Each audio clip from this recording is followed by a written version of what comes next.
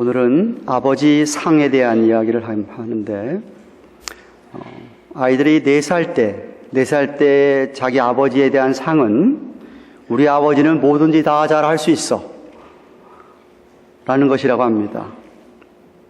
그런데 7살쯤 되면 우리 아버지 아는 것이 좀 그렇게 많지 않네 라고 바뀌고, 다시 12살쯤 되면 우리 아버지 아는 게 별로 없네 이렇게 바뀐다고 합니다. 그다음 14살 드디어 티네이저가 되면 우리 아버지 말씀이군요, 너무 구식이라고 변한다고 합니다.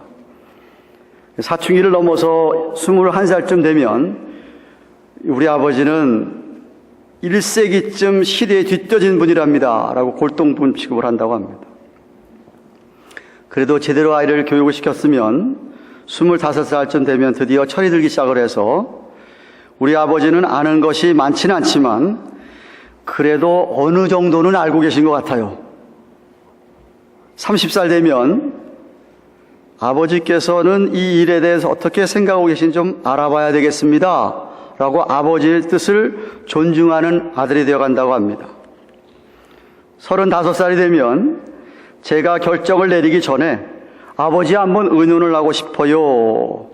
그래서 이때쯤 되면 세상 무서운 줄을 조금은 알기 시작하면서 모든 일에 아버지의 지혜를 빌리겠다는 생각이 든다고 합니다. 50살이 되면 만약 아버지께서 내 입장이라면 어떻게 하실까 하게 되고, 60살 이상이 되면 우리 아버지는 정말 모르는 것이 하나도 없는 분이셨어 라고 하면서 돌아가신 아버지를 어려운 일이 닥칠 때마다 생각하게 된다고 합니다. 65살, 70살 가까이 되면 만약 아버지의 말씀을 다시 한번 들을 수 있으면 좋으련만 하면서 하얗게 된 머리를 쓰다듬어 본다고 합니다. 그 인생이라고 합니다. 어머니 뱃속에서 아이가 태어났다고 해서 그 아이가 저절로 사람다운 사람이 되는 것 아닙니다. 다 인간은 죄인이기 때문에 태어날 때부터 죄를 안고 태어나기 때문에 그대로 내버려 두면 타락한 인간의 모습으로 살아가게 되어 있고, 더 잘못되면 짐승같이 살게 되어 있는 게 인간입니다. 그래서 필요한 것이 인성교육입니다.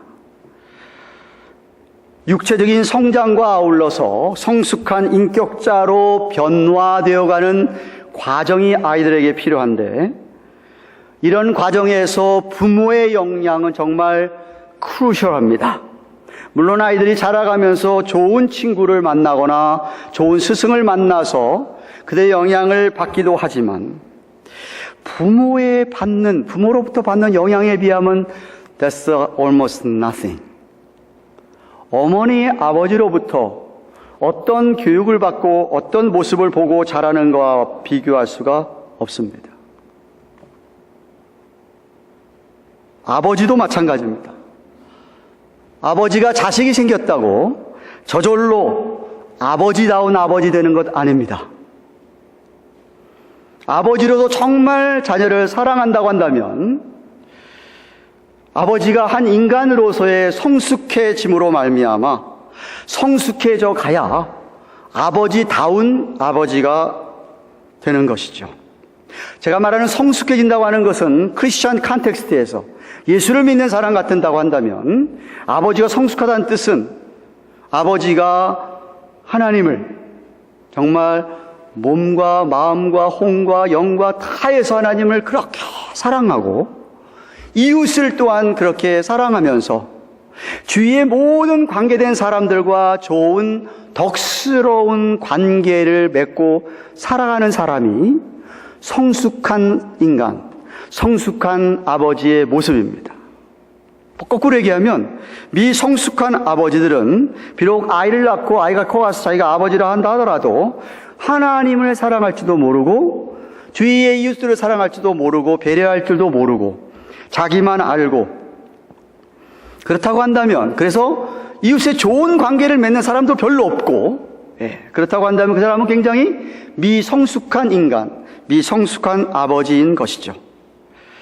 그러나 하나님과의 바른 관계 속에서 성숙한 믿음을 가진 아버지라고 한다면 그 아버지는 정말 하나님을 사랑하고 이웃을 사랑하면서 주위 사람들과 좋은 덕스러운 관계를 맺어가게 되어 있습니다.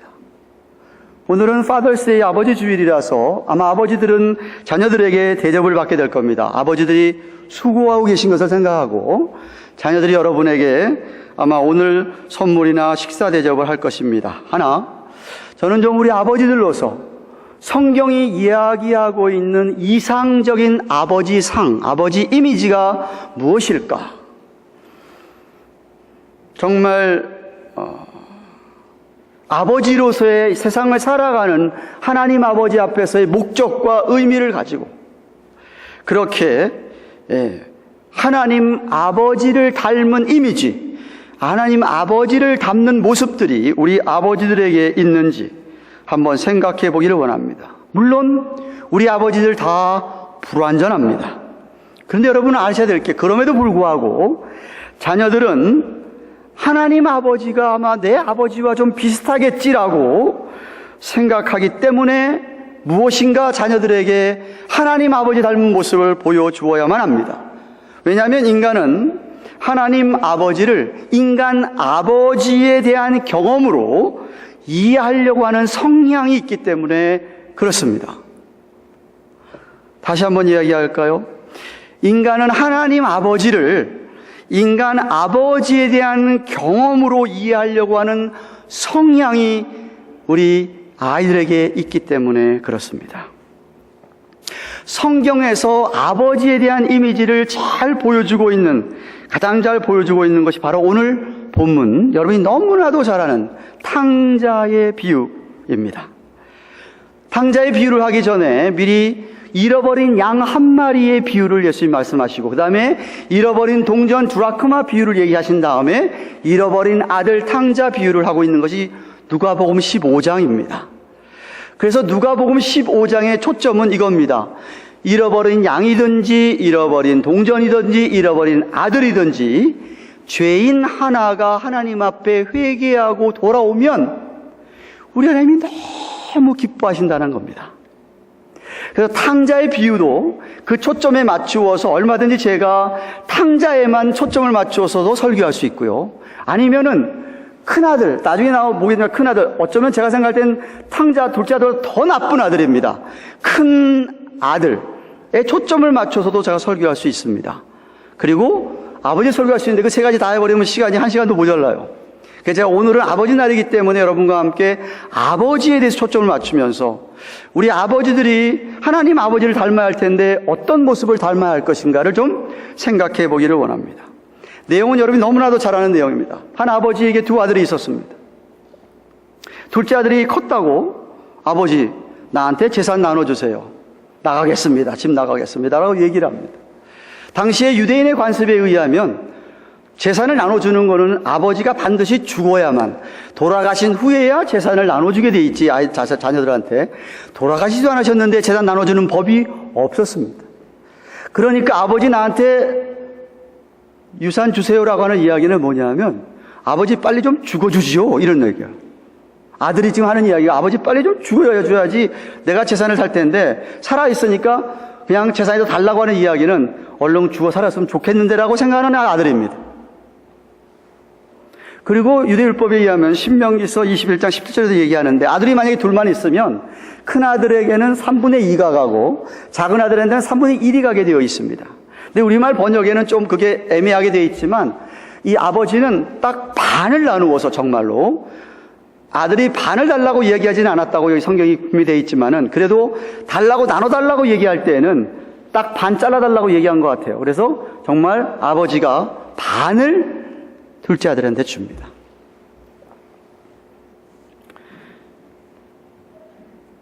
그리고서는 이 아들은 아버지 재산 반을 가지고 먼 나라에 가가지고 허랑방탕하게 정말 타락한 인간 모습처럼 살았던 것이었습니다. 그리고 그 나라에 흉년이 들어가지고 먹을 게 없어가지고 돈은 다 벌써 탕진해 버리고, 그 나라 어느 백성 집에 들어가서 돼지 우리를 치는 그런 일꾼으로 고용이 돼가지고, 돼지 치는 일꾼들이 먹는 밥이나 돼지가 먹는 쥐염염을 먹었다고 성경이 13절에서 15절에 이야기하고 있습니다. 그런데 나중에는 그것조차 없어가지고 끼니를 잘 채워주지 못했다. 진짜 비참하게 된 경우죠. 근데 그때 이 아들이 아버지가 생각이 나고 아버지 집이 생각이 났습니다. 17절에 먹을 게 다 떨어지고 너무 비참하게 되니까, 그래서 지은 죄를 회개하고 아버지에게 돌아갈 생각을 합니다. 19절 보시면은 내가 돌아가서 아들이라고 안 여기도 좋습니다. 그냥 집에 품꾼 종으로 여기도 좋으니까 자기를 받아주고 먹여주고 입혀달라고 이렇게 하면서 돌아오는 것이었어요. 그런데 아버지는 이 둘째 아들이 그렇게 해서 떠나고 난 다음서부터 아들이 돌아오기를 계속 기다리고 있었던 것 같습니다. 그날도 아마도 아들이 올까 하고 먼 발치에서 아마 언덕 너머를 쳐다보고 있었겠지요. 이제 진짜 둘째 아들이 등장했습니다. 나타나기 시작한 것이었습니다. 그냥 자기가 먼저 막 뛰어가가지고 그 아들을 부둥켜 안고 껴안고 설랑은에 입을 맞추고 목을 껴안고 입을 맞추고, 아마 울었겠죠. 너무 반가워서. 아들도 아마도 울었을 것입니다. 뿐만 아니라 집에 들어와가지고 제일 좋은 옷을 입히고 손에 가락지를 끼우고 새 신발을 신게 합니다. 22절에 보면은 그 이야기는 뭐냐면 아들의 자격을, 아들의 명예를 회복시켜주는 것이었습니다. 한 걸음 더 나아가서 잔치를 베풉니다. 살찐 송아지를 하나 잡아라. 그래가지고 온 가족의 종들까지 다 뿐만 아니라 제가 생각할 때 이웃들까지 다 초청해가지고 내 아들이 돌아왔다고 하면서 큰 잔치를 벌리면서 먹고 즐깁니다. 이유는 내 아들이 죽었다가 살아난 거다. 잃어버렸다가 내가 찾았다. 그러면서 이렇게 큰 환영과 함께 아들을 맞습니다. 아마도 우리가 아는 이 세상의 육신의 아버지들과는 다른 것을 봅니다.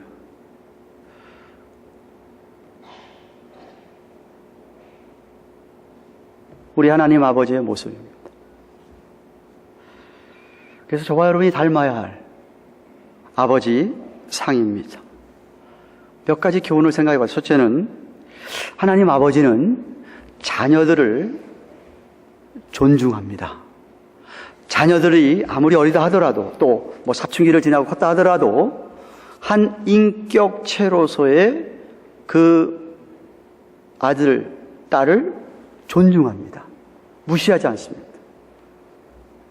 가능하면 내 자녀의 생각이 뭘까 이해하려고 하고, 그리고 그 자녀가 하는 주장을 그냥 무지막지하게 팍 꺾으려고 하지는 않습니다. 잘못된 것임을 알아도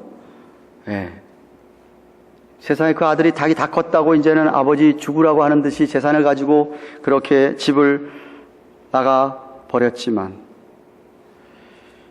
그렇게 떠난다 할 때도 기꺼이 재산을 띄어서 보내주는, 아들이 원하느냐, 어떻게 원하냐 보내주는, 정말 몹쓸 자식의 말도 안 되는 요구도 들어주는. 왜? 자녀의 의사를 존중하기 때문에 그렇습니다.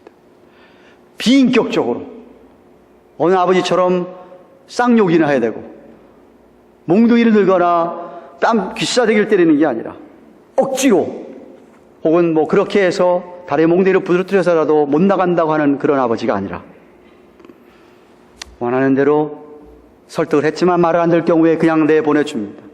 그리고 돌아오기를 바랄 뿐이었습니다. 우리 아버지들은 우리 자녀들을 기를 때 우리 자녀들을 어릴 때부터 한 인격체로 존중해야 됩니다. 잘 들으세요. 자녀가 여러분 것 아닙니다. 여러분의 소유가 아니에요. 여러분의 자녀는 하나님의 소유입니다. 하나님의 것이에요. 내 마음대로 할 수가 없어요. 내 마음대로 해서도 안 되고요. 예. 커가지고 애들이 떠난다. 뭐 재산 달아 떠난다. 만약에 여러분이 한평생을 애들이 떠날 때까지 20몇 살 될 때까지 만약에 여러분이 아이들을 믿음으로 키웠다고 한다면, 정말 기도로 키웠다고 한다면, 정말 말씀과 기도로 키웠음에도 불구하고 자기가 자기 고집대로 그런 잘못된 결정을 알면서도 막 그렇게 나간다고 할 때라 할지라도 우리는 존중하고 허락해야 합니다. 때가 되면 돌아온다고 저는 믿습니다. 때가 되면 애들이 철이 들어서 깨달을 때가 온다고 믿는 것이죠. 예. 만약에 안 그렇다고 한다면 어쩌면 우리가 잘못하고 있는지 모르죠. 아버지들이 잘못 판단해서 안 보내려고 하는 건지도 모르죠. 그게 옳은 판단해서 나갈 수도 있습니다. 그냥 우리는 하나님께 내어 맡기는 것이죠.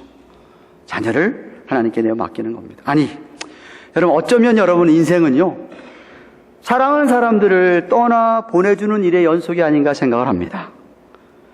성숙한 사람은 때가 되면 모든 사람들을 자유롭게 떠나 보냅니다. 여전히 사랑하지만 어느 누구도 붙들어 놓지 않습니다.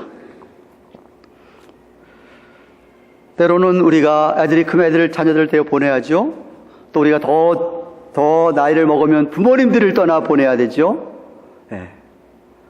더 나이 먹어서 어쩌면은 내 남편을 먼저 떠나 보내야 될 수도 있지 않습니까?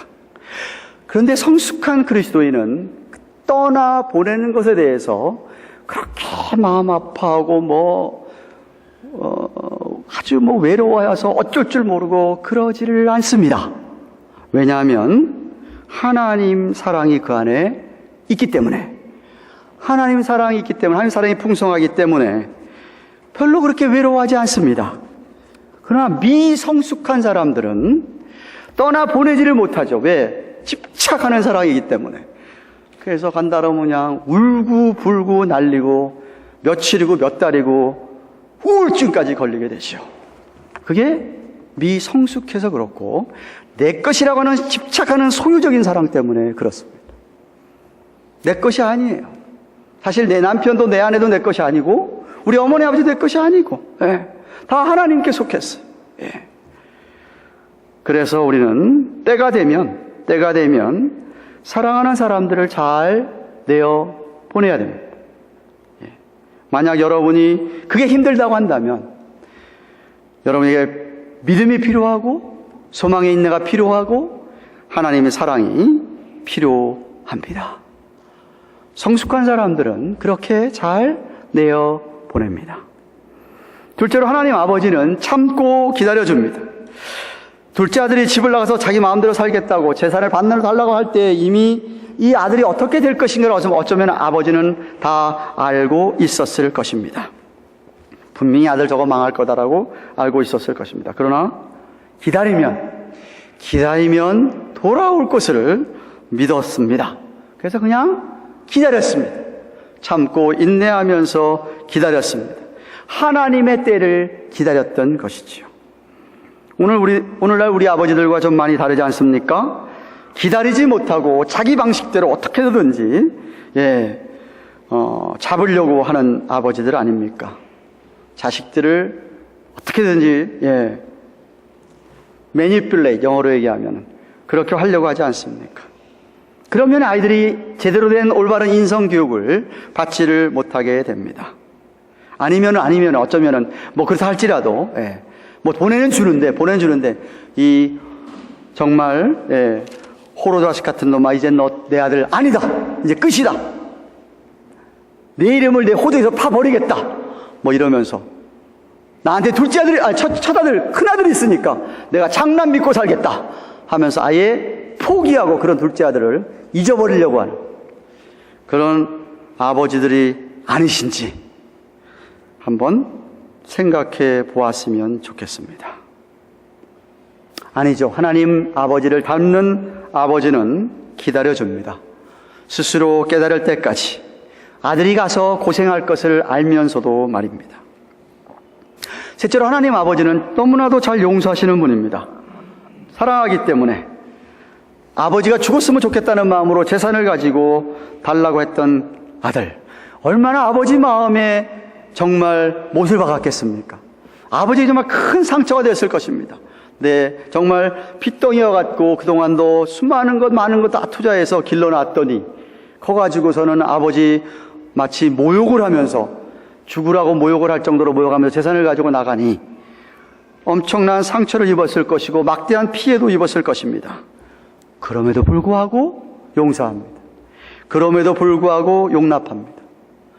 아들이 나중에 깨닫고 죄를 회개하고 용서를 빌며 돌아오는 아들, 얼마나 기뻤습니까? 그게 무슨 얘기예요? 처음부터 끝까지 여전히 변함이 없는 컨시스턴한 아버지의 사랑을 볼 수가 있는 것이죠. 여전히. 그래서 그 아들 너무 기뻐서 달려가서 껴안고 잔치를 베풀었던 것입니다. 어쩌면은 죄 용서함을 빌기 전에, 용서해달라고 하기 전에 이미 그렇게 용서해 주셨던 그런 아버지가 아니었나 생각합니다. 돼지우리를 치다 왔으니까 얼마나 몸에서 냄새가 났겠습니까? 그 몰골이 어떠했겠습니까? 그런데도 가서 그렇게 껴안고 입 맞췄던 아버지, 품꾼의 하나로 봐달라고 하는 아들에게 신분을 회복시켜 주시면서 아들의 영예를 회복시켜 주셨던 아버지입니다. 우리 하나님 아버지께서 우리를 죄사하시기 위하여 그 아들 독생자 예수 그리스도를 보내셔서 십자가에 못 박혀 돌아가시게 하셨습니다. 또한 예수님은 스스로도 이 땅에서 3년 동안의 공생의 사역 속에서 보여주신 게 세상에서 버림받은 사람들, 죄인들이라고 손가락질하는 사람들의 친구가 될 정도로 그렇게 사랑하셨던 우리 예수님이셨습니다. 우리 아버지들은 자녀들을 얼마나 잘 용서합니까? 여러분, 용서함을 받아본 사람만이 용서할 수 있습니다. 용서함을 받아보지 못한 사람들은 용서하지를 못합니다. 하나님의 용서를 정말 체험한 사람만이 다른 사람을 용서할 수 있습니다. 아이들이 자라면서 부모에게 맨날 야단만 맞고 자라고 용서함을 경험하지 못하고 자라면 절대로 그 아이들이 커가면서 다른 애들 용서 못합니다. 가서 싸워야지요. 한 대 맞았으니까 가서 한 대 때려야지요. 태권도 가르치잖아요. 그래서 싸워서 이기라고, 보호하기 위해서가 아니라. 야, 한 대 맞고 가만히 있냐?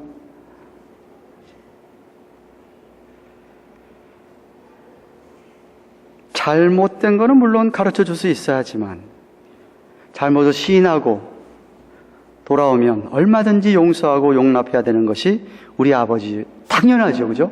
아니, 잘못했다고 하지 않다 하더라도, 잘못을 시인하지 않다 하더라도 때가 되면 깨달을 줄을 생각을 하고 용서하는 마음을 품어야, 그래야 그게 하나님 아버지의 마음을 담는 것입니다. 사랑하는 가든교회 교우 여러분, 읽지 않았지만 오늘 25절에 나오는 큰아들을 한번 볼까요? 이 아버지가 큰아들에게 대하는 모습을 보십시오. 제가 서로 연구했습니다만 이 작은 아들보다 훨씬 더 못되게 굴었던 아들이었습니다. 아버지가 명령했습니다. 야, 작은 아들이 돌아왔으니까 다 초청해서 잔치를 벌고 다 와라 라고 명령했는데 안 왔습니다. 안 올 정도가 아니죠. 화가 잔뜩 났습니다. 분노를 품고 입에 토합니다. 종들에게는 물론이거니와 주위 사람들에게도 물론이거니와 아버지에게까지도 비난을 합니다. 아버지가 간청하지요. 한번 명령했다가 그 다음에는 아버지가 간청을 합니다. 그러지 말아라. 내 동생 아니냐? 돌아왔지 않냐? 제발 잔치에 참석해라. 라고 간청합니다. 더욱이 큰아들은 아버지와 아들과의 사이를 자기 스스로 주인과 종의 관계로 전락시켜버렸습니다. 무슨 얘기예요? 아버지, 이게 웬일입니까? 자기는 종처럼 아버지를 위하여, 아버지 집안을 위해서 몸이 쇠가 빠지라고 일을 했는데도 나한테 한 번도 즐겁게 해준 일이 없거든. 세상에 내 동생같이 저런 놈을 갖다가 돌아왔다고 이렇게 잔치를 왜 살지 송아지를 잡다니요? 이게 말이 되는 이야기입니까? 라고 하면서 자기는 종으로서 아버지에게 충분히 할 것 다 했으니까 마땅한 대가를 받아야 되지 않겠습니까? 품꾼에게 싹을 주시지 않습니까? 내가 그렇게 아버지에서 했다고 한다면, 종으로서 했다고 한다면 아버지 종에게 한 것처럼 나에게 뭔가 줘야 될 것 아닙니까? 준 거 있습니까? 아무것도 없지 않습니까? 하고 아버지에게 대드는 것이었습니다.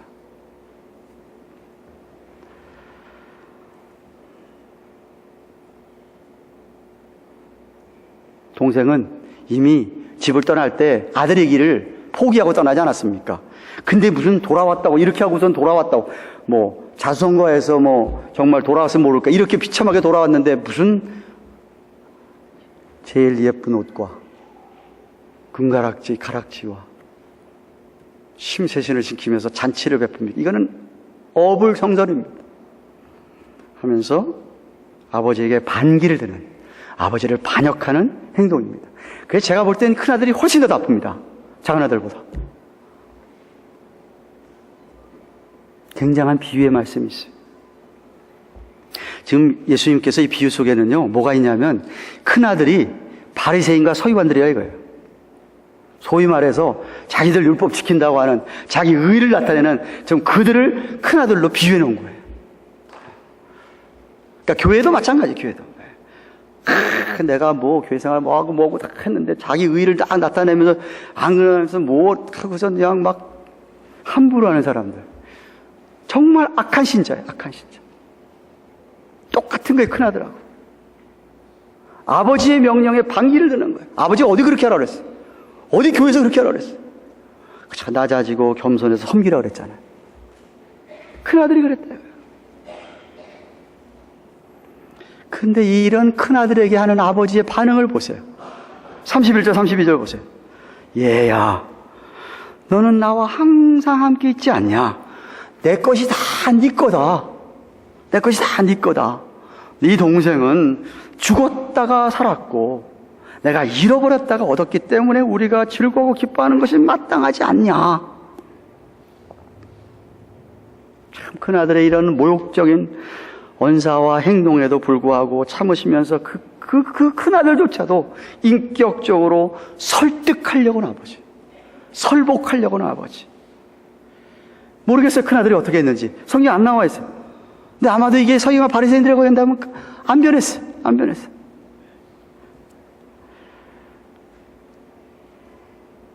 작은아들뿐만 아니라 자기에게 불순종과 거역하는 큰아들조차도 그렇게 엄청 사랑하시는 분으로서, 얘야, 가족이 갈라지면 안 된다. 네 동생 친동생 아니냐. 가족이 갈라지면 안 된다. 가족은 하나다. 가족은 하나다. 우리가 함께 즐거워하고 기뻐해야 된다 하고 외치는 것이에요. 우리 하나님 아버지가 어떤 아버지인지 너무나도 극명하게 잘 보여주는 탕자의 비유입니다. 우리 하나님 사랑이 얼마나 깊고 넓고 높고 긴지. 그래서 사도 바울이 에베소 교회를 위하여 기도할 때 이렇게 기도합니다. 에베소서 3장 10절 19절까지. 믿음으로 말미암아 그리스도께서 너희 마음에 계시게 하옵시고 너희가 사랑 가운데서 뿌리가 박히고 터가 굳어져서, 이 말은 성숙해져서 이러서 너희 모든 성도와 함께 지식에 넘치는 그리스도의 사랑을 알아. 어떤 사랑? 그 넓이와 길이와 높이와 깊이가 어떠함을 깨달아 하나님의 모든 충만하신 것으로 너희에게 충만하기를 구하노라. 아멘. 여러분이 하나님 사랑이 그렇게 깊고 높고 넓고 길다는 것을 경험하게 되기를 축원합니다.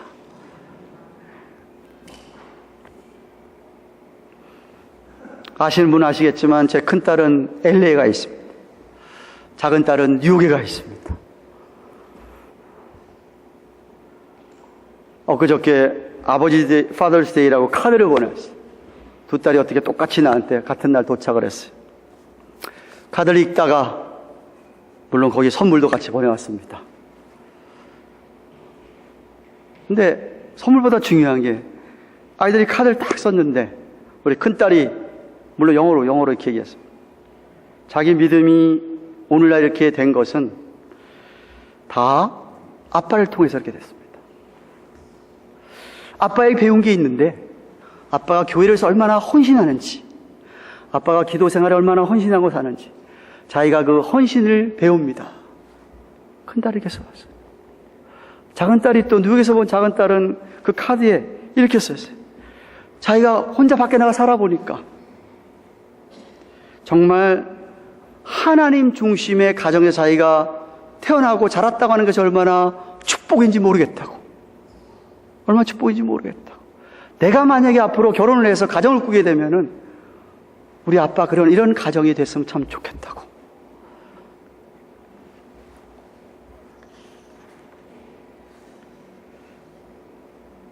세상에 물론 우리 하나님 아버지 같은 아버지는 한 사람도 없습니다.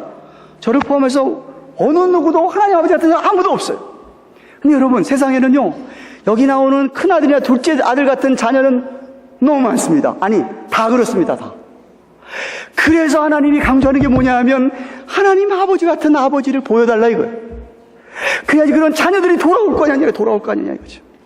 그런 자들이 바로 설 거 아니냐 이거죠. 그래서 우리 아버지에게 필요한 게 뭐냐 하면 하나님 아버지를 닮아가는 모습인 거예요.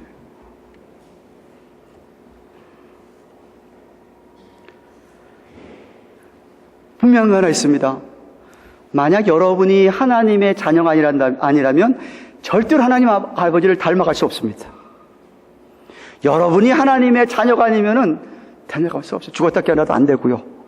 여러분 만약에 하나님의 자녀라면 여러분 정말 예수 그리스도를 구세주로 주님으로 여러분 삶의 주님으로 믿고 정말 그 주님이 나를 위해서 얼마나 사랑을 아까 얘기했지만 하나님의 그 높으신 깊으신 넓으신 사랑을 경험해보고 깨달아 아는 분들이라고 한다면 그렇다고 한다면 여러분들은 한없이 끝없이 여러분의 자녀들을 용서하셔야만 합니다. 모습 그대로 용납하셔야만 합니다. 긍휼히 여기고 불쌍히 여기셔야 되죠. 만약 여러분이 그 좋은 하나님, 그 좋으신 하나님이 너무 좋아서 그 하나님 때문에 여러분의 안에 기쁨이 넘쳐난다고 한다면 아무리 우리 자녀가 잘못하더라도 야, 네가 그래도 살아있어 있는 그 존재 하나만으로도 나는 기쁘다.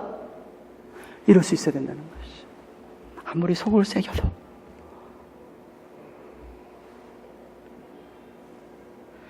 하나님으로부터 인격적으로 설득을, 하나님으로부터 인격적으로 설복을 당하신 분이라고 한다면 여러분의 자녀들을 인격적으로 대하셔야 되고 존중해야 되고 인격적으로 설득하고 설복을 해보시려고 하고 그러다가 안 되면은 내려놓고 기다려야 됩니다. 기다려야 됩니다. 얼마든지 떠나 보낼 수 있으셔야만 합니다.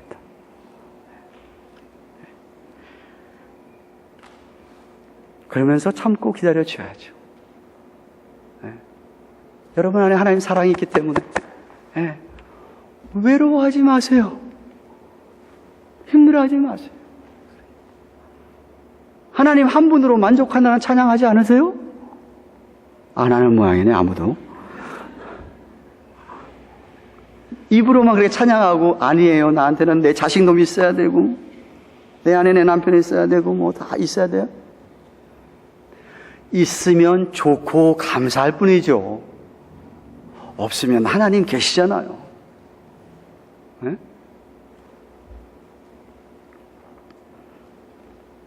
말씀 맺겠습니다. 부모의 사랑을 비롯해서 이 세상에 존재하는 모든 사랑은 다 하나님으로부터 왔습니다. 그리고 결국은 다 하나님께로 돌아가게 되어 있고요. 네. 그래서 여러분 우리는 늘 하나님을 깊이 생각하고 하나님과 동행해야만 합니다. 지난주에 설교했듯이. 그리고 주님만 바라보셔야만 합니다. 네, 주님만 바라보십시오. 오늘 우리 아버지들에게 격려와 함께 정말 이런 은혜가 충만하게 되시기를 축원합니다. 아버지들뿐만 아니라 우리 모든 분들이 다 하나님 아버지를 닮아가기를 주님의 이름으로 축원합니다. 기도하십시다. 한번 주신 말씀